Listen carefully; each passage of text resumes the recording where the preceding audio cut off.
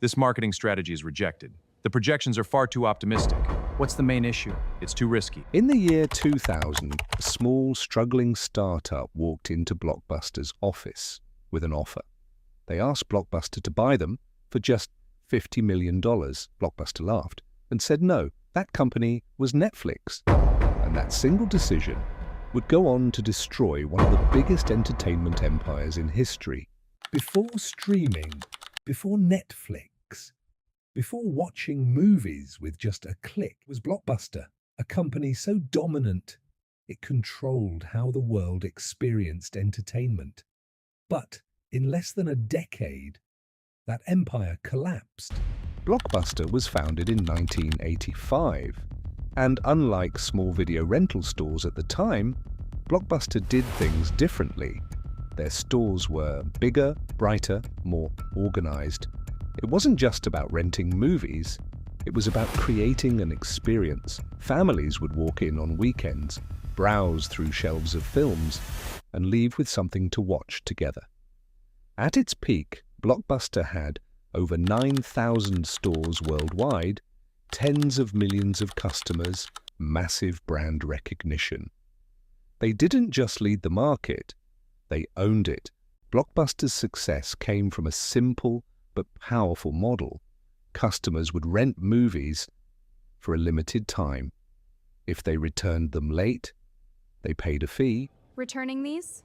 Yeah, they're late. Okay, scanning. How much is it? $4. And those late fees were huge. At one point, they made up nearly 16% of Blockbuster's total revenue. That meant billions of dollars coming from people simply returning movies late. It was incredibly profitable, but it also meant one thing. Blockbuster's success depended on people making mistakes. Then in 1997, a small company called Netflix entered the scene. But they didn't open stores, they used the internet.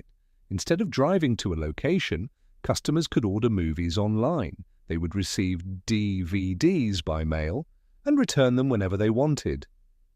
No deadlines, no late fees. It was simple, convenient, and completely different from Blockbuster. But at the time, it didn't look like a threat. In the year 2000, Netflix made a move that would change everything. They approached Blockbuster and offered to sell the company for just $50 million. Blockbuster executives didn't take it seriously.